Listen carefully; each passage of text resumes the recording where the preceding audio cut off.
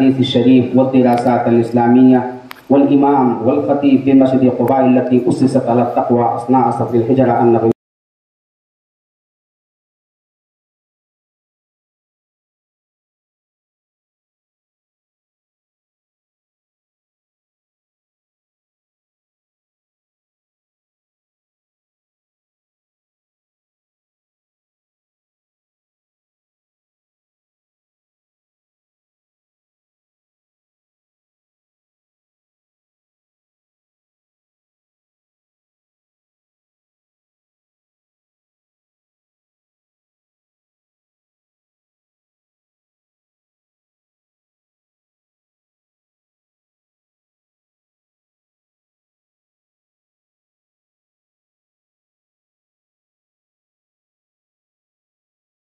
والجماعة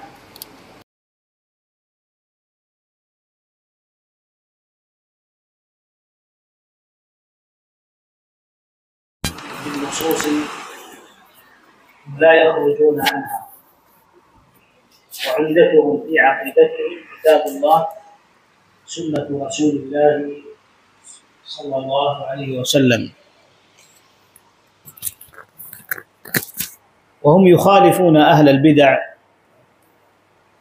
في أمور. الأمر الأول أن مصدر عقيدتهم الكتاب والسنة، والأمر الثاني أن أهل السنة والجماعة يأخذون بجميع النصوص ولا يأخذون بعضا ويتركون بعضا، فهم يأخذون بجميع النصوص ويجمعون بينها ويؤلفون بينها ويعملون بموجبها. أما أهل البدع فليسوا كذلك، فهم يأخذون ما وافق أهواءهم، يأخذون ما وافق أهواءهم. فإذا رأيت الخوارج هم يستدلون لك بحديث ويقولون قال رسول الله صلى الله عليه وسلم لا يزني الزاني حين يزني وهو مؤمن، إذا لم يكن مؤمن فسيكون ماذا؟ فسيكون كافرا. فأخذوا بهذا النص وكفروا من وقع في معصية في كبيرة. والمرجئة استدلوا بحديث فقالوا لا يضر مع الإيمان معصية كما لا يضر مع الكفر طاعة، لو أن كافرا صلى صلاته غير مقبولة، وكذلك لو أن مؤمنا عصى الله فإيمان العاصي كإيمان أبي بكر وعمر.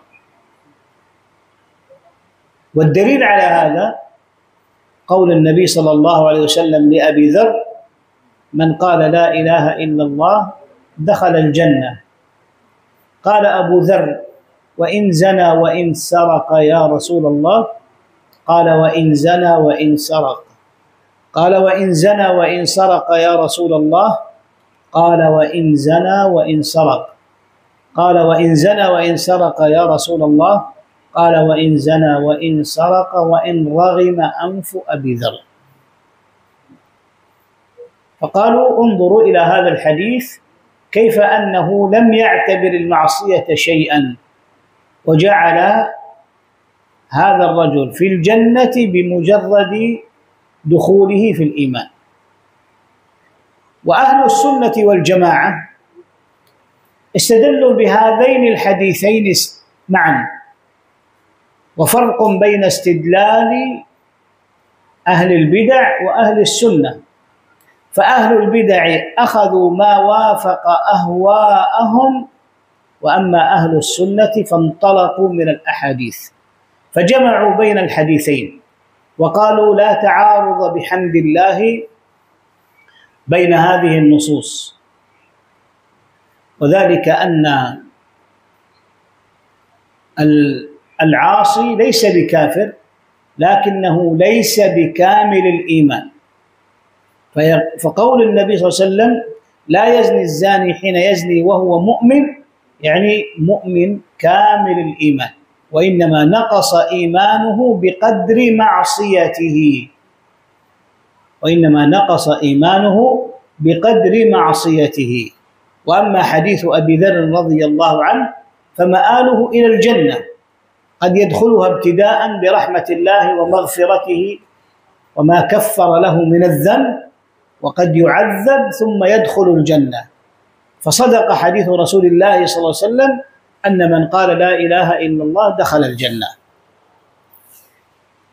والسبب في هذا الاختلاف بين أهل السنة وأهل البدعة أن أهل السنة يعتمدون اعتمادا أصيلا على النصوص، وأما أهل البدع فهم يعتقدون أولا ثم يبحثون في الأحاديث عما يوافق أهواءهم، وهذه هي المصيبة.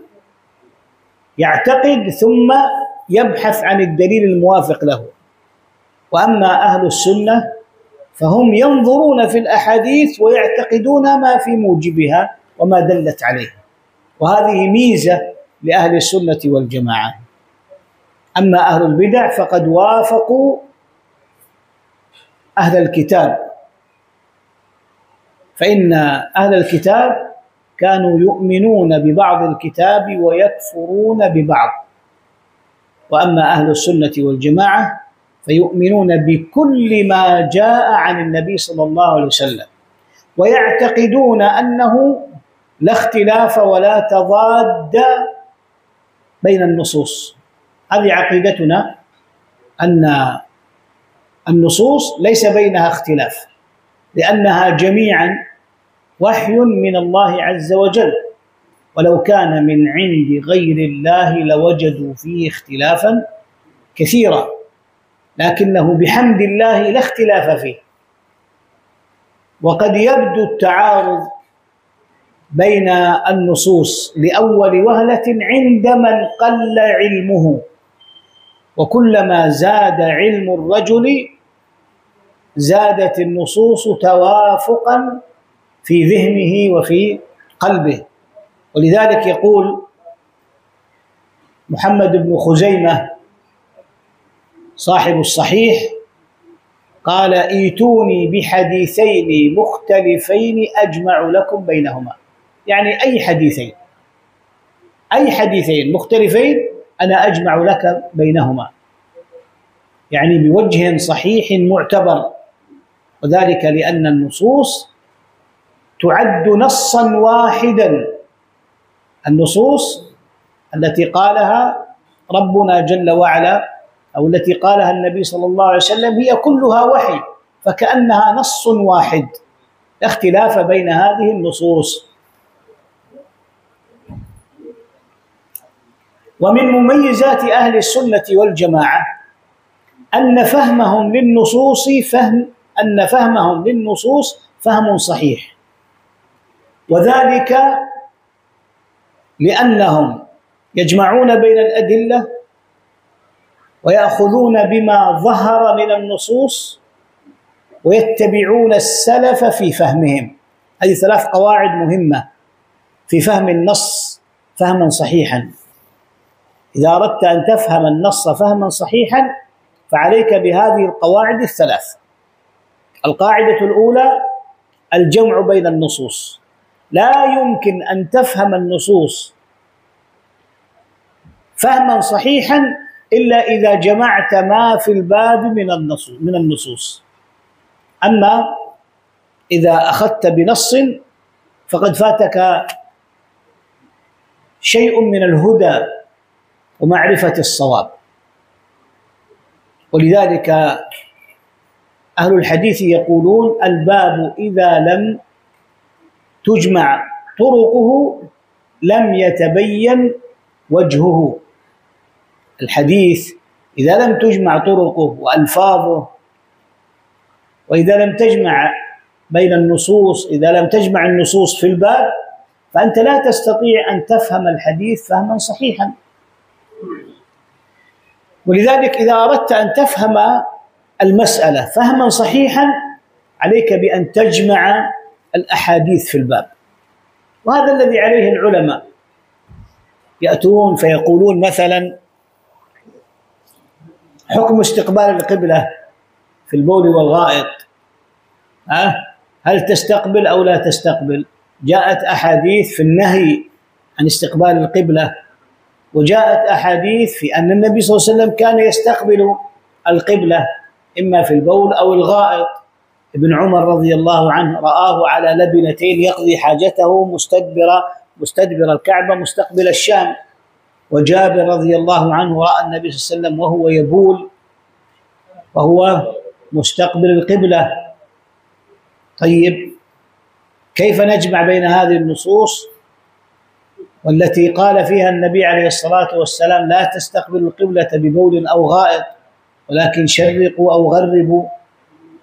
فهنا لو أنك أخذت بنص واحد وتركت بقية النصوص ما تبين لك الحق ولم تعرف الصواب، لكنك إذا جمعت ونظرت في هذه الأدلة علمت الجمع بينهما ولماذا جمع العلماء بينها بهذه الطريقة. فقال أهل العلم والذي عليه جمهور العلماء وهو الذي رجحه البخاري وعمل الصحابة على ذلك، أنه إذا كان في البنيان فلا بأس، بخلاف ما لو كان في الفضاء، لأن النبي صلى الله عليه وسلم استقبلها وهو في بيته، استقبلها وهو في بيته. ولذلك كان ابن عمر رضي الله عنه إذا أراد أن يبول جهة الكعبة جعل بعيره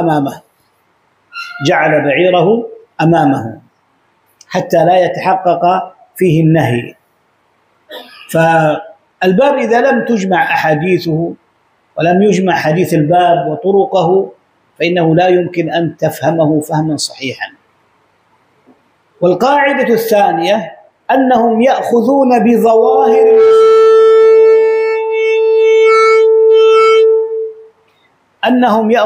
بظواهر النصوص، يأخذون بظواهر النصوص. ما معنى ظاهر النص؟ معنى ظاهر النص هو ما يتبادر إلى ذهنك عند سماع النص، لأن العرب تأخذ الكلام وتفهمه بالسياق، لا يأخذون الكلمة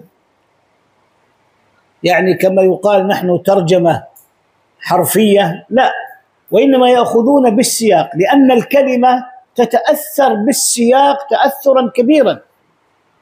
الكلمة تتأثر بالسياق تأثرا كبيرا، فالسياق يدل على معنى الكلمة، السياق يدل على معنى الكلمة.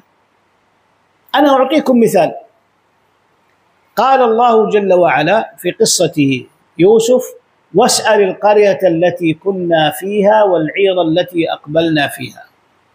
واسأل القرية، ما المقصود واسأل القرية؟ أنتم ماذا فهمتم واسأل القرية؟ حينما نقول مثلا اسأل النبال كلها، من عالمها؟ يقول لك فلان. ماذا يقصد هذا المتكلم؟ يقصد يعني الناس والعقلاء لا تأتي إلى البيوت، لا تأتي إلى هذه الثلاجات والترامس، إلى الطاولات، من هو العالم؟ عالم نيبال؟ ما يمكن، ما أحد يفهم هذا. أحد يفهم هذا؟ إذن ما الذي تبادر إلى ذهنك عند سماع الكلام؟ الذي تبادر إلى ذهنك عند سماع الكلام هو الظاهر، هو الظاهر، ليس هناك شيء آخر. حينما يقول النبي صلى الله عليه وسلم: ولا يزال الرجل يتقرب إلي بالنوافل حتى كنت سمعه الذي يسمع به، يعني هل هذا المخلوق هو سمع الله؟ تفهمون هذا؟ ما نفهم هذا، وإنما نفهم أن هذا العابد لله عز وجل يسمع بتوفيق الله عز وجل، لا يسمع إلا ما يحبه الله عز وجل ويرضاه. فهذا هو المتبادر إلى الذهن. ولذلك نحن نقول إن الأسلوب والجملة هي التي تبين معنى الكلمة. ولذلك إذا قلت مثلا رأيت أسدا يقاتل في سبيل الله، ماذا تفهم؟ هل تفهم أنه هذا الحيوان المفترس، أم تفهم أنه الرجل الشجاع البطل؟ وإذا قلت رأيت أسدا في الغابة، ماذا تفهم من هذا الكلام؟ تفهم أن الأسد الذي في الغابة يعني هذا الحيوان الذي يأكل ويفترس. فالكلمة لا يمكن أن يتبين معناها على وجهها إلا بالسياق. ولذلك فإن أهل السنة والجماعة يأخذون بظواهر النصوص، والظاهر عندهم، انتبه لهذه القاعدة، الظاهر عندهم ما يتبادر إلى الذهن عند سماع الكلام. حتى ما يأتيك واحد مشغب يقولون أنتم يا أهل السنة تؤولون، أنتم تؤولون، عندكم تأويل كما أن عندنا تأويل. طيب أين التأويل؟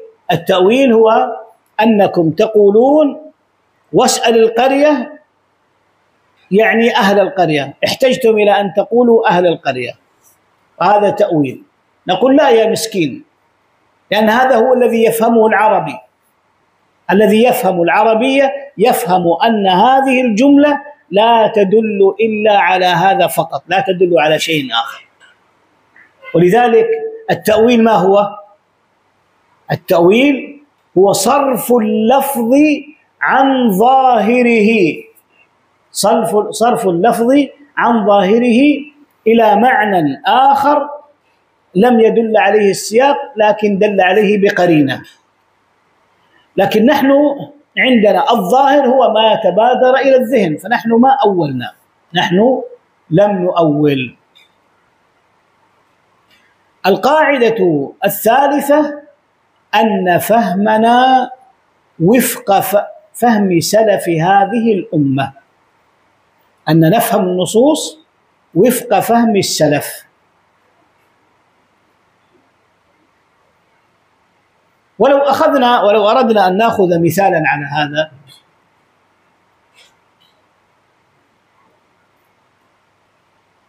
فإن الله عز وجل أمر بذكره تبارك وتعالى، فقال جل وعلا: اذكروا الله ذكرا كثيرا وسبحوه بكرة وأصيلا. هل نفهم من هذا أن التكبير هنا أو التسبيح أو الذكر هو ذكر جماعي؟ هل نفهم من هذا النص، هل يمكن أن يستدل علينا أحد بمشروعية الذكر الجماعي؟ الجميع نقول الله أكبر الله أكبر، لا إله إلا الله، الله أكبر الله أكبر، ولله الحمد، جميعا لبيك اللهم لبيك، أو اللهم صل على محمد بصوت واحد الجميع. هل هذا فيه دليل؟ حينما أمرنا الله عز وجل أن نذكره كثيرا وأن نكون من الذاكرين، هل المقصود به أن نكون مجتمعين في ذكرنا؟ لا، ليس كذلك، بدليل أن السلف لم يفهموا هذا الفهم، بل إن السلف فهموا خلاف ذلك. فقد أنكر ابن مسعود على من اجتمعوا على هيئة الذكر الجماعي، ابن مسعود أنكر هذا. إذن هذا فهم السلف، ولا بد من فهم السلف في فهم النصوص، لا بد من الرجوع إلى فهم السلف في إدراك معاني النصوص. ولذلك نقول إن هذه القواعد الثلاث هي من أهم القواعد التي اعتمد عليها أهل السنة والجماعة في معنى أو في معرفة معنى هذه النصوص. القاعدة الأولى ما هي؟ لا أريد كل واحد يسأل. أيوة، الذي سألناه بالأمس وأجاب، أين هو؟ الذي سألناه ووعدناه بهدية. سلمان تعال خذ مسواك. مسواك حار ورطب جيد.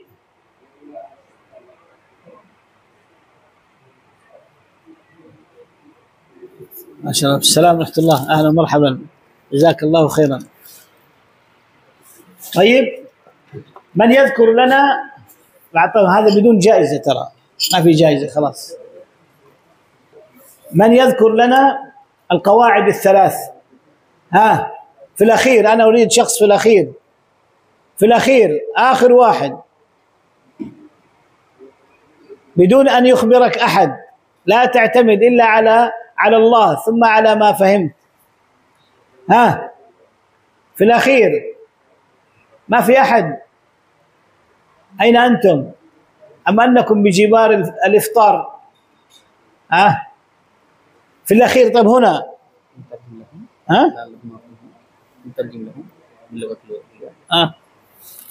طيب لا بأس.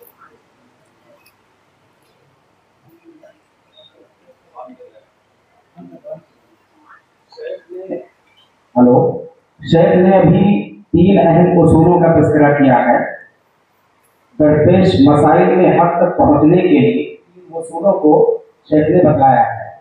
वो 3 उसूल क्या हैं?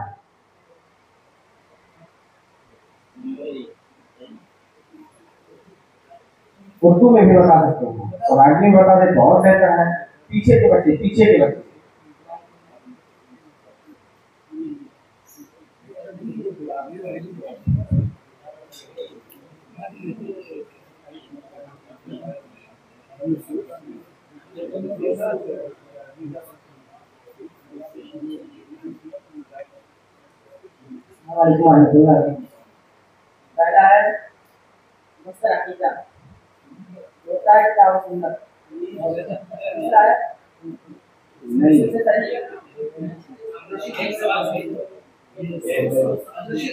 नुसूस को समझने के लिए अहले सुन्नत वल जमात के यहाँ कुछ अहम ज़ाब्ते हैं।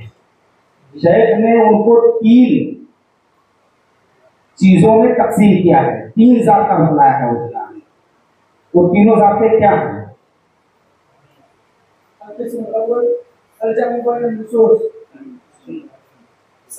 والثاني أنهم يأخذون بظواهر النصوص. الثالث أن فهمهم على فهم طريق السلف. جيد، أحسنت.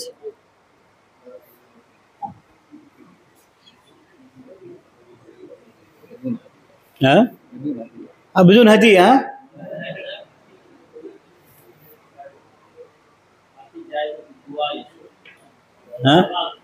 أيوة، جزاه الله خيرا وزوجه بكرا. اليوم والله إن شاء الله تسعون. أنت تريد الزواج يا شيخ؟ هل تريد الزواج؟ الآن لا. لماذا يا شيخ؟ خايف؟ خذ تلميذة تدرسان سويا. طيب، على كل حال يسر الله لك أمر إحصانك والجميع إن شاء الله، حتى المتزوجون. ولا المتزوج ما يريد؟ أنتم البعض يريد والبعض لا يريد. معظمهم لا يريد. لماذا تخافون أنتم؟ كلكم موحدين. أيوة، ما شاء الله. الذبح. تخافون الذبح. أوه. طيب،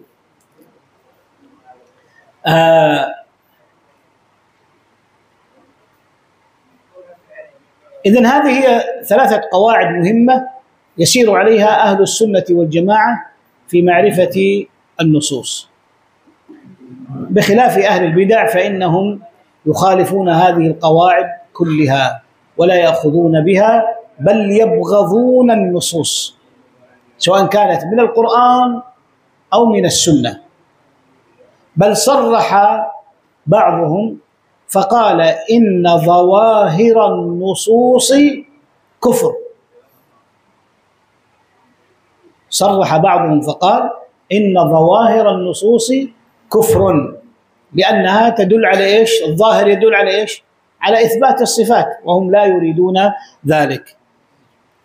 طيب،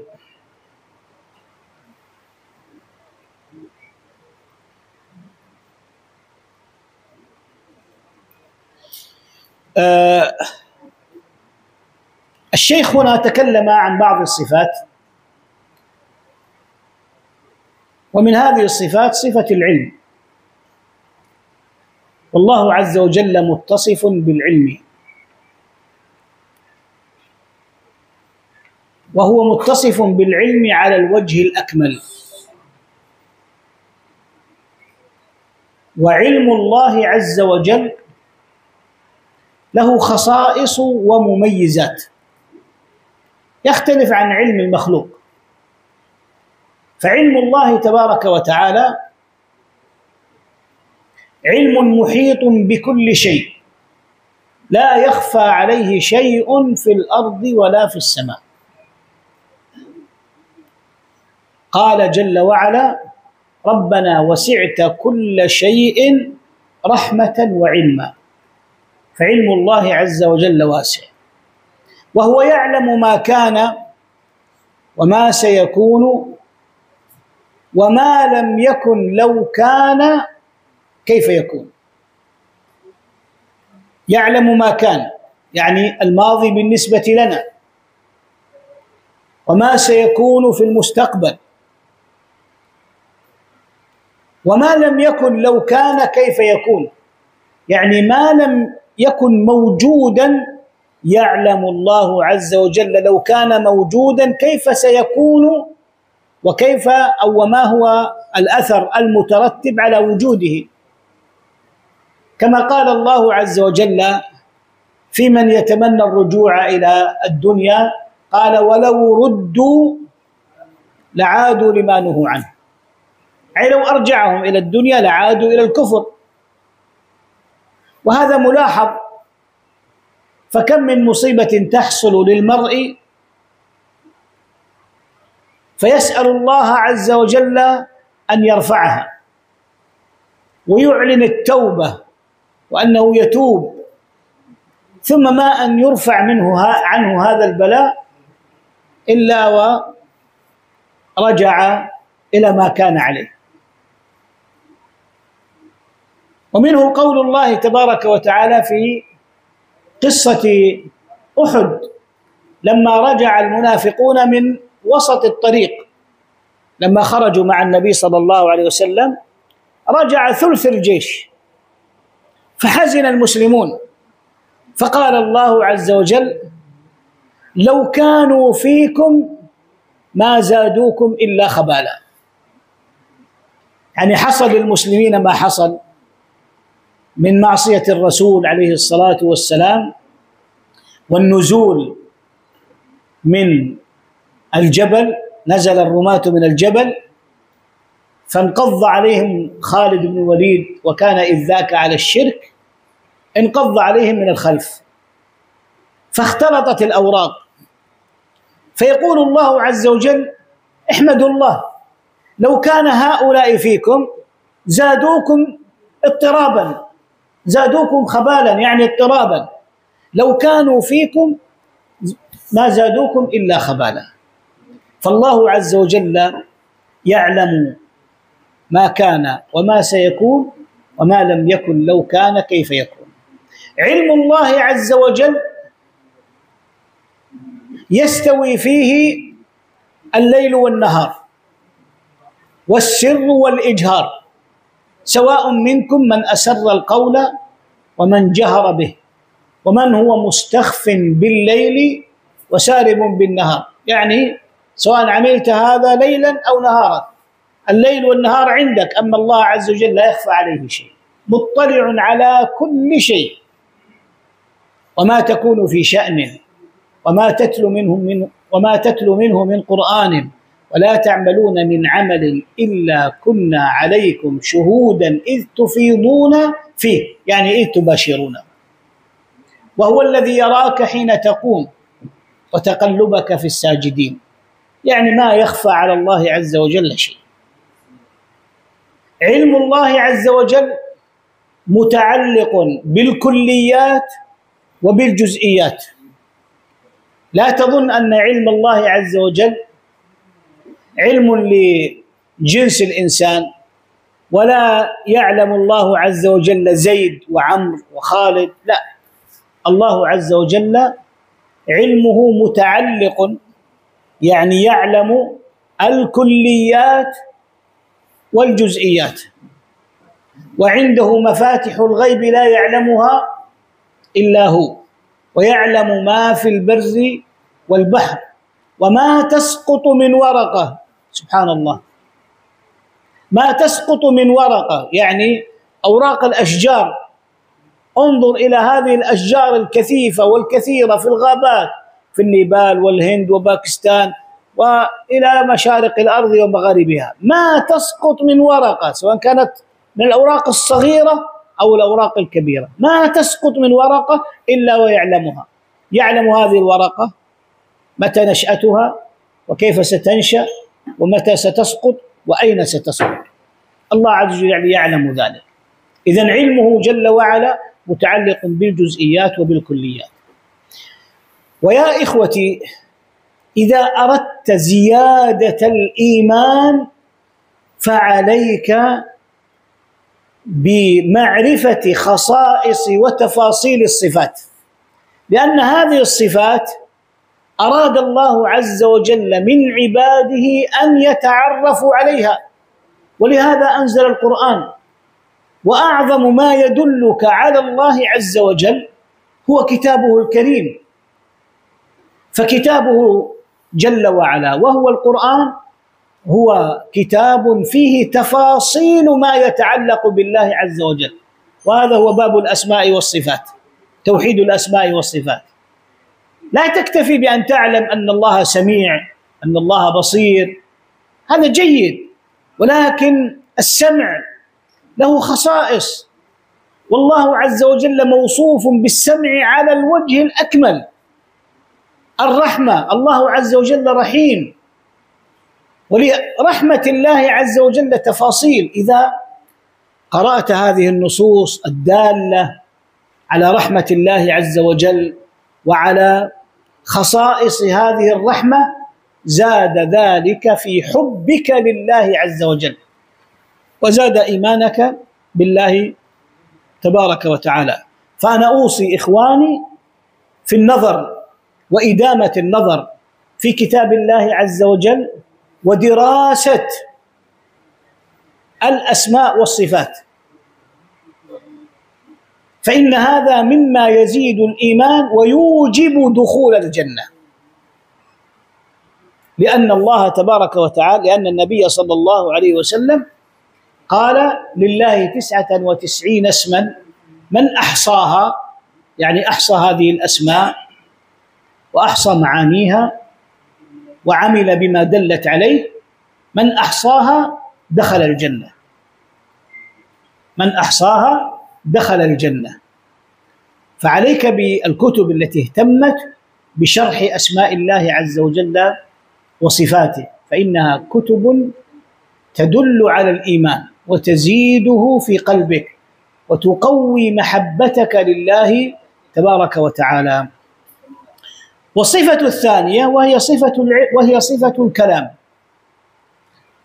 وكما كان شيخنا الشيخ محمد أمان رحمه الله يقول: وفي الكلام كلام، وفي الكلام كلام، لأن إثبات الكلام قد اضطرب الناس فيه اضطرابا كثيرا، اضطرب الناس فيه اضطرابا كثيرا.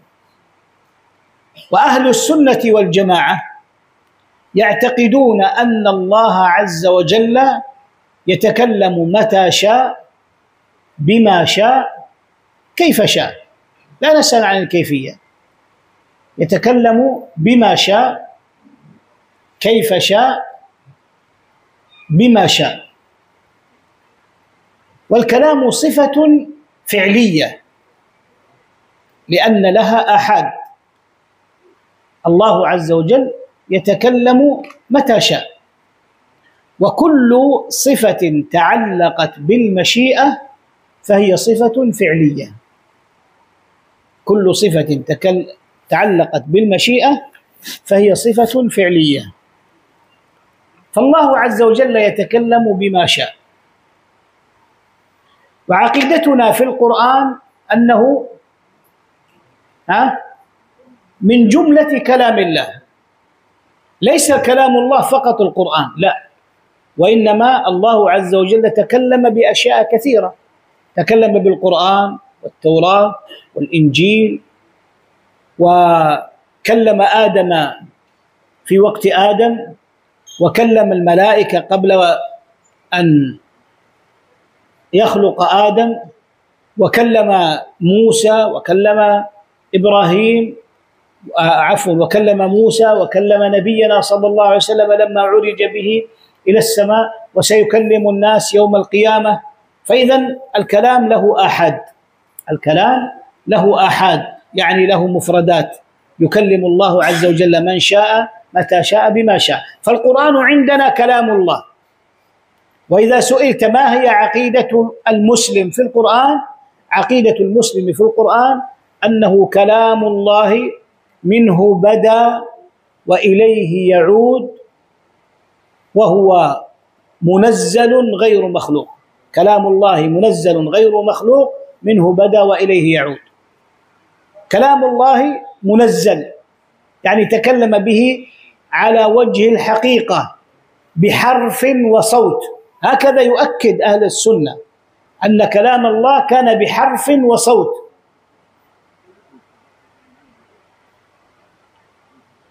بحرف وصوت يعني الله عز وجل هو الذي قال الحمد لله، الحمد لله. من قالها؟ الله عز وجل هو الذي قالها. لله، الله عز وجل هو الذي قالها. رب العالمين، الله عز وجل هو الذي قالها. وبصوت يعني أن الله عز وجل تكلم بصوت، وكان جل وعلا يتكلم بالصوت فيسمعه الملائكة حتى تصيبهم رجفة فيصعقون من كلام الله تبارك وتعالى كما جاء في الحديث. فكلام الله عز وجل بحرف وصوت منزل غير مخلوق. هذا القرآن الذي بين أيدينا ليس مخلوق، وإنما هو منزل، نزل به الروح الأمين على نبينا صلى الله عليه وسلم، كما قال الله عز وجل في الكتاب، كما قال الله عز وجل في كتابه عن كتابه، وأنه نزل به الروح الأمين، يعني على نبينا صلى الله عليه وسلم، جبريل على نبينا عليه الصلاة والسلام. منه بدأ يعني هو الذي تكلم به، منه بدأ يعني هو الذي تكلم به. وإليه يعود أي أن القرآن في آخر الزمان يرفع من الأرض، يرفع من القلوب ومن الأرض، وحينئذ تقوم الساعة. حينئذ تقوم الساعة. لا تقوم الساعة والقرآن موجود، وإنما تأتي ريح كما جاء في الحديث، تأتي ريح فتأخذ القرآن من قلوب الناس ويرفع القرآن، وهنا تقوم القيامة، تقوم الساعة. لا تقوم الساعة إلا ولا يوجد في الأرض من يقول الله الله، يعني حينما ينتشر الفساد ولا يوجد مؤمن حينئذ تقوم الساعة. ولذلك تقوم الساعة على شرار الخلق، نسأل الله عز وجل يجعلنا منهم. إذن هذه عقيدتنا في القرآن الكريم. وأما المخالفون لأهل السنة والجماعة فمنهم من ينكر صفة الكلام بالكلية كالمعتزلة، ينكرون جميع الصفات. والأشاعرة يقولون يثبتون الكلام لكنه كلام نفسي. إيش معنى كلام نفسي؟ يعني أنه بغير حرف ولا صوت، ولذلك أهل السنة في مواطن الخلاف يركزون ويؤكدون على ما يفارق أهل البدع، ولذلك قالوا إنه بحرف وصوت. أما أهل البدع فيقولون لا، لأن الكلام كلام نفسي. طيب لماذا لا يثبتون الكلام الذي هو بحرف وصوت؟ تعرفون لماذا؟ أنا أخبركم. إذا قلنا بأن كلام الله عز وجل بحرف وصوت، فهذا يعني أن الله عز وجل إذا قال الحمد لله رب العالمين، فالحمد جاءت أولا، ثم بعد ذلك لله، ثم بعد ذلك رب. إذن انتبه معي، الحمد هذه كلمة، ثم جاء بعدها لله. إذن لله حدث بعد أن لم يوجد، تكلم الله به بعد أن لم يكن موجود. ربي، إذن هذا حادث، وعندهم أن كل حادث إيش؟ مخلوق. عندهم أن كل حادث مخلوق، ولذلك هم ينفون جميع الصفات الاختيارية، يعني الصفات التي هي لها مفردات ولها يعني تكرر ومتعلقة بالمشيئة، فقالوا بأن الكلام هنا كلام نفسي، تكلم الله عز وجل بمراده دفعة واحدة، وكان هذا الكلام هو التوراة وهو الإنجيل وهو القرآن، هو شيء واحد. فإذا عبر عنه بالعربية كان قرآنا، وإذا عبر عنه بالعبرية كان توراة، وإذا عبر عنه بالسريانية كان إنجيلا. طيب من الذي أخبرنا به؟ اختلفوا، فقالوا الذي عبر هو جبريل، وقال بعضهم النبي هو الذي عبر به، هو الذي عبر به. وهذه هي عقيدة الأشاعرة، هذه هي عقيدة الأشاعرة في كلام الله عز وجل. طيب ما الذي يعتقده الأشاعرة في القرآن الذي بين أيدينا؟ هل يعتقدون أنه كلام الله؟ لا. ولذلك يقولون القرآن الذي بين أيدينا، الأشاعرة يتفقون مع المعتزلة في أن القرآن الذي بين أيدينا مخلوق.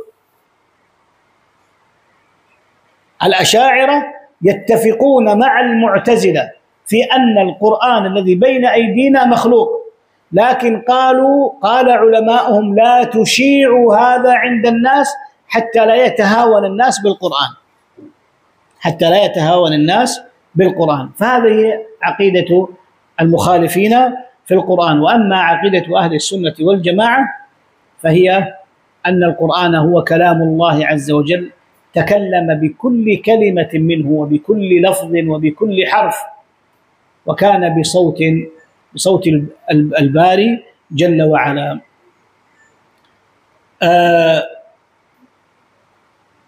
من الصفات أيضا وهي صفة خالف فيها أهل السنة والجماعة أهل البدع بموجب النصوص، علو الله تبارك وتعالى، وأن الله عز وجل عال على خلقه، وأن الله تبارك وتعالى عال على خلقه. الله جل وعلا له العلو المطلق، والعلو ثلاثة أنواع.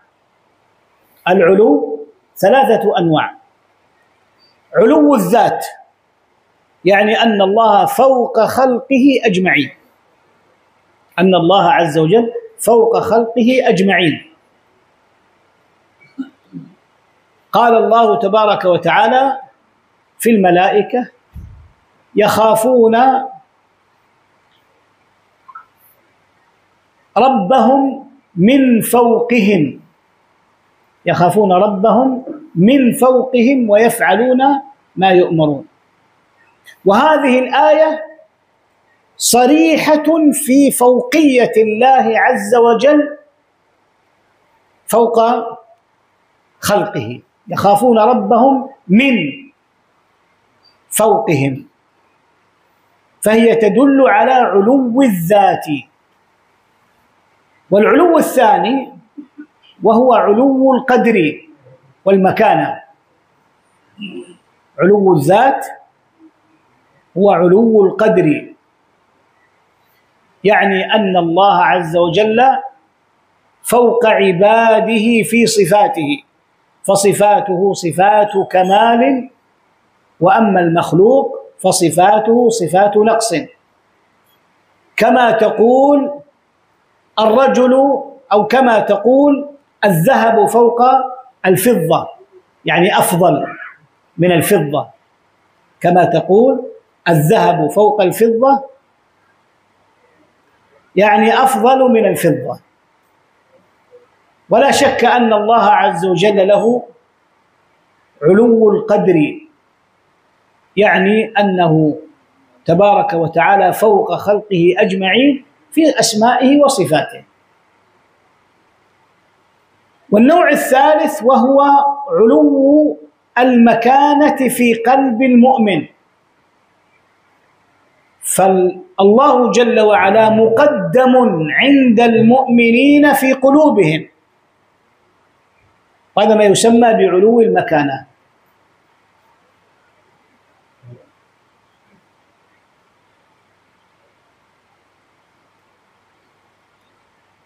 هي ثلاثة أنواع، نعيدها أحسن: علو الذات، وعلو القهر. نعم، علو القهر يعني أن الله قاهر عباده فلا يخرج أحد عن ملكه، وهو القاهر فوق عباده. وعلو القدر والمكانة يعني أنه في قلوب المؤمنين أجل وأعظم من كل شيء. إذن عندنا الأنواع ثلاثة، أنا فرقت بين نوع واحد علو القدر وعلو المكانة، هي شيء واحد، لكن الثالث هو علو القهر، يعني أن الله عز وجل قاهر عباده فلا يمكن لأحد أن يخرج عن مشيئته وإرادته، لا يمكن أحد أن يخرج عن مشيئته وإرادته. قال الله عز وجل: وهو القاهر فوق عباده، وهو القاهر فوق عباده.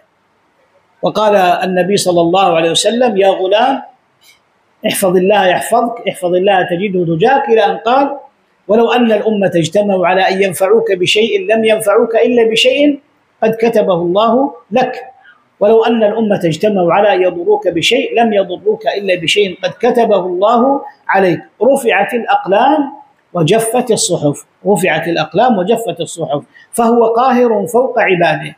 المتكلمون آمنوا بنوعين من أنواع العلو، وأما الثالث أو الأول وهو علو الذات فإنهم ينكرونه ويقولون إن معاني النصوص التي فيها إثبات علو الله عز وجل يراد بها علو القدر والمكانة أو علو القهر. سبحان ربي الأعلى، سبح اسم ربك الأعلى، المقصود به الأعلى في نفوس المؤمنين، وهو القاهر فوق عباده. وأما أنه الأعلى في ذاته فهذا ليس كذلك. وتجد العجب العجاب في مقولاتهم، ولو أن إنسانا وصف بما وصفوا به ربنا أو ربنا جل وعلا لما رضي أن يوصف بذلك. فقد زعم بعضهم أن الله يحل في مخلوقاته، أن الله عز وجل يحل في مخلوقاته، حتى أن بعضهم كان يقول سبحان ربي الأسفل، أن الله في كل مكان، سبحان ربي الأسفل.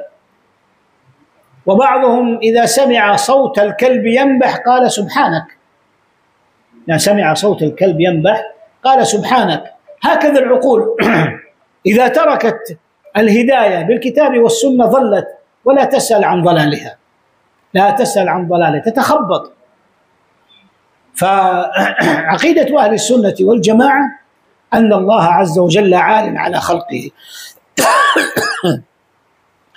والأدلة على علو الله عز وجل، علو الذات، هي كثيرة جدا في الكتاب والسنة، حتى قال ابن القيم أن هذه النصوص نحو 1000 دليل، نحو 1000 دليل كلها تدل على علو الله عز وجل، علو الذات. ويمكن إرجاع هذه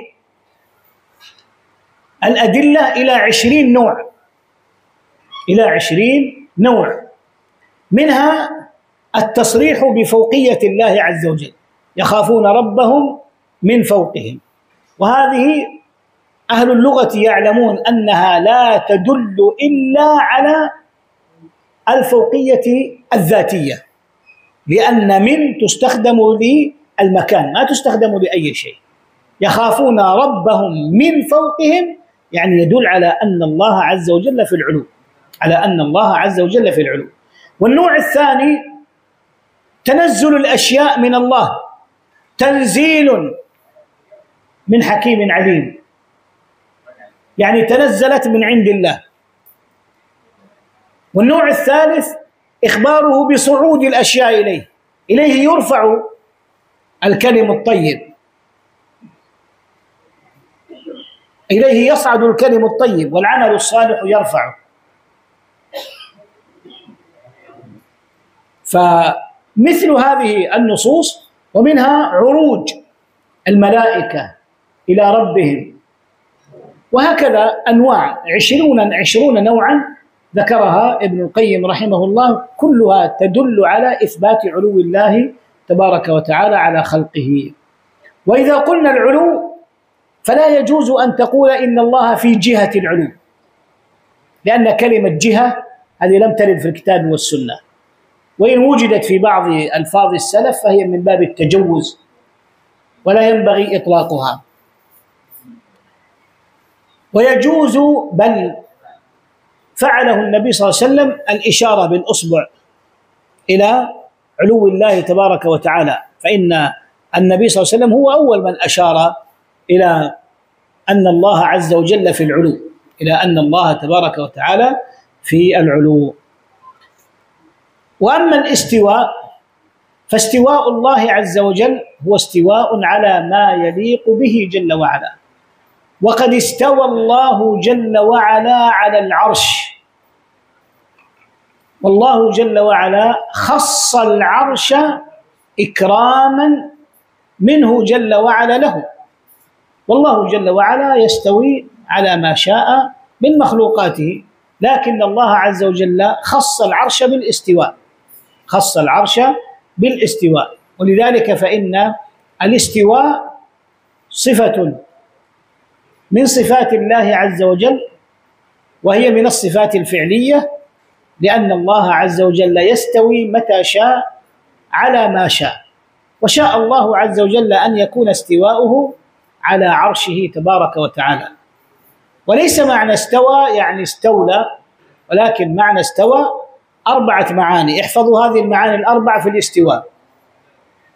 الاستواء له 4 معاني، وهو استقر، وقد علا، وكذلك ارتفع الذي ما فيه من نكران، وكذاك قد صعد الذي هو رابع، وأبو عبيدة صاحب الشيباني.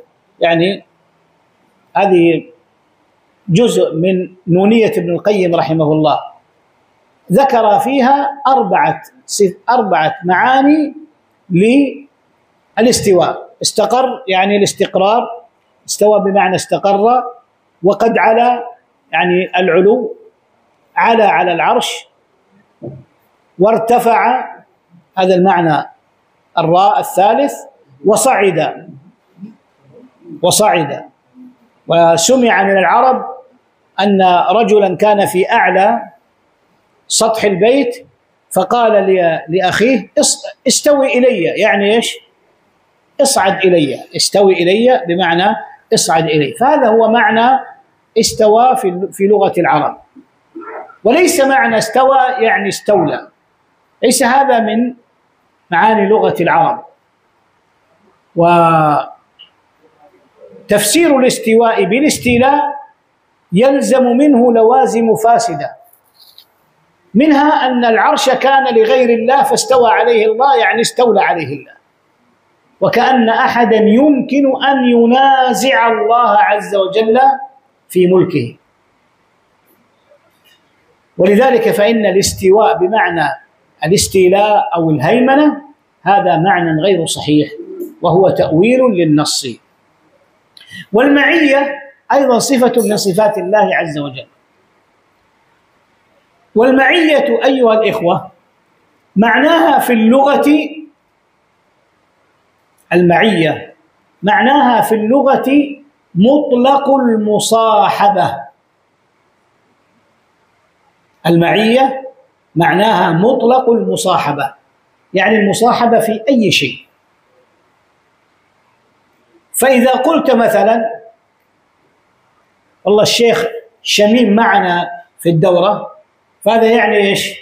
أنه معنا بذاته، أليس كذلك؟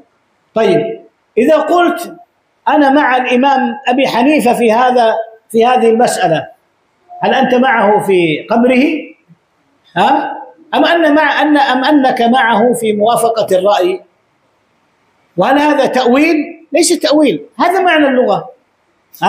يقولون سرت والقمر، هل أنت بجوار القمر؟ أنت لست بجوار القمر، أنت في الأرض وهو في أعلى منك في السماء. ولذلك فإن المعية في اللغة لا تدل على المقارنة والالتصاق، وإنما تدل على مطلق المصاحبة. والمصاحبة قد تكون في الرأي، وقد تكون في العلم، وقد تكون في أي شيء. والسياق هو الذي يحدد معنى المعية. فإذا قال الله عز وجل وهو معكم أينما كنتم، فما معناه؟ يعني معنا بعلمه، محيط بنا وبأقوالنا وأعمالنا. ولا شك أن الذي يعلم منك السر وأخفى أكثر معية ممن هو بجوارك لا يعلم منك شيئا، أليس كذلك؟ يعني نحن نجتمع في هذا 120 أو 50 أو أقل أو أكثر، كل واحد الآن يعني له تفكير، بعضهم معنا في الدرس، بعضهم معنا لكنه يفكر في الإفطار، بعضهم معنا لكن قريب التخرج ويفكر في الزواج، بعضهم معنا ولكن يريد أن يشتري سيارة، وهكذا كل واحد له إيش؟ له اهتمامه. والذي بجوارك لا يدري أنت فيما تفكر، ولكن الله عز وجل يعلم خواطرك، يعلم السر وأخفى من السر، يعلم السر وأخفى، يعني وأخفى من السر. فالذي يعلم منك ظاهرا وباطنا هو أشد معية لك ممن هو بجوارك لا يعلم شيئا. فالمعية في اللغة هي مطلق المصاحبة، ولا يقال لك إنكم تؤولون، لأن الله عز وجل يقول وهو معكم وأنتم تقولون بعلمه. نعم، هذا ليس تأويل، لأن المعية معناها مطلق المصاحبة في أي شيء والموافقة في أي شيء. فتقول أنا مع العالم الفلاني يعني في مسألته وأرى رأيه وهكذا. هذه بعض يعني ما يتعلق في عقيدة أهل السنة والجماعة. وقد ذكر الشيخ ما يتعلق بالصحابة رضي الله عنهم. والصحابة حقوقهم هي من جملة الإيمان بالنبي صلى الله عليه وسلم، فهي داخلة في ركن الإيمان بالرسل، وذلك لأن الصحابة هم صحب النبي صلى الله عليه وسلم، وهم الذين حموا النبي عليه الصلاة والسلام ودافعوا عن النبي وقبلوا دعوته ونشروا دعوته وبلغوا الأمة دعوته. ولذلك لا يبغض الصحابة إلا من كان في قلبه دخل. وقد بين الله جل وعلا حال من أبغض الصحابة، وقال جل وعلا: ليغيظ بهم الكفار. فلا يبغض الصحابة كلهم إلا كافر، وذلك لأنهم هم حملة هذا الدين.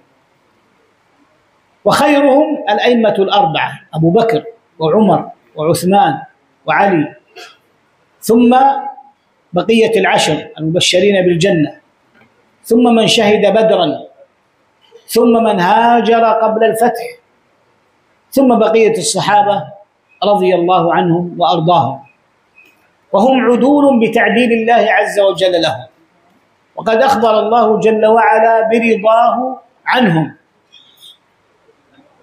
ولا يجوز لمسلم أن يخوض فيما خاض فيه الصحابة، بل يجب عليه أن يكف عما حدث بين أصحاب النبي صلى الله عليه وسلم، وذلك لأن الظن بأصحاب النبي عليه الصلاة والسلام أنهم فعلوا ذلك اجتهادا، لم يفعلوه لأجل مصلحة دنيوية، ولكن فعلوه اجتهادا منهم. وكم في الأخبار التي نقلت إلينا من الدسائس والكذب على أصحاب النبي صلى الله عليه وسلم. ولذلك فإن تنقية التاريخ أمر مهم لمن أراد دراسة ما حصل بين الصحابة رضي الله عنهم، فقد أدخل فيه المفسدون المبغضون لأصحاب النبي صلى الله عليه وسلم ما ليس منه. فكم من الأحاديث، فكم من القصص المفترى على أصحاب النبي صلى الله عليه وسلم. فالصحابة رضي الله عنهم كلهم عدول، ويجب علينا محبتهم والترضي عليهم والدفاع عنهم. من واجبات الصحابة أن ندافع عنهم،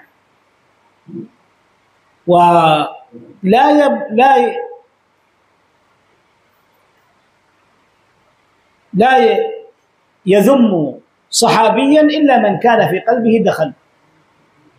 وإذا ذم الصحابة كلهم أو جلهم فهو كافر، وإن ذم بعضهم فهو مبتدع.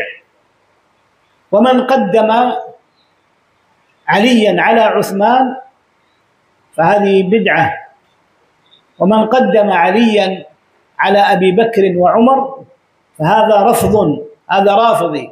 كان الرافضي يطلق على من قدم عليا على أبي بكر وعمر، هذا عندهم الرافضي، هذا في الرعيل الأول. وأما من كفر الصحابة رضي الله عنهم فلا شك في كفرهم، من كفر الصحابة رضي الله عنهم فلا شك في كفره. وكذا من سب عائشة رضي الله عنها واتهم بالزنا بعد تبرئة الله عز وجل لها، بعد تبرئة الله جل وعلا لها. وأهل البيت هم عترة النبي صلى الله عليه وسلم، وهم وصية رسول الله صلى الله عليه وسلم. ومحبة أهل البيت من محبة النبي عليه الصلاة والسلام، فنحب أهل بيت النبي صلى الله عليه وسلم.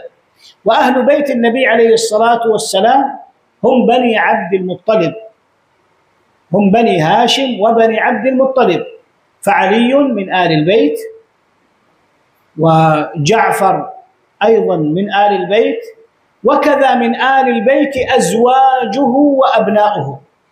ومن أخرج أزواج النبي صلى الله عليه وسلم من آل البيت فقد ابتدع وضل، فإن أزواج النبي صلى الله عليه وسلم هم من آل بيت النبي صلى الله عليه وسلم، وهم ألصق الناس به عليه الصلاة والسلام. هذا مجمل ما ذكره الشيخ، وقد يفوتنا شيء مما ذكره الشيخ، لكن يعني حسبنا أننا اجتهدنا في إصابة يعني أكثر ما قال الشيخ أو عناوين ورؤوس المسائل فيما قاله الشيخ رحمه الله. وأسأل الله عز وجل لي ولكم التوفيق. كم الساعة؟ طيب، نبدأ في الطحاوية. ها؟ الثلث. نبدأ في الطحاوية. شكرا للدكتور، جزا الله سبحانه وتعالى خير الجزاء على هذا الشرح الممتع القيم، قد استفدنا به كثيرا، بارك الله في علمه وعمله وعمره ونفع بالأمة.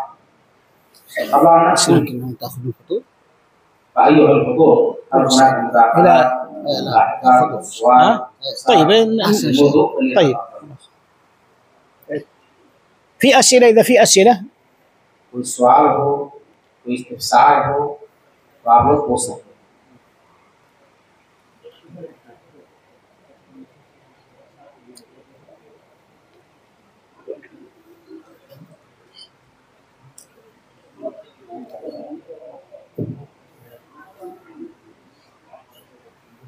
خلاص إذا ما في أسئلة خلاص لا بأس.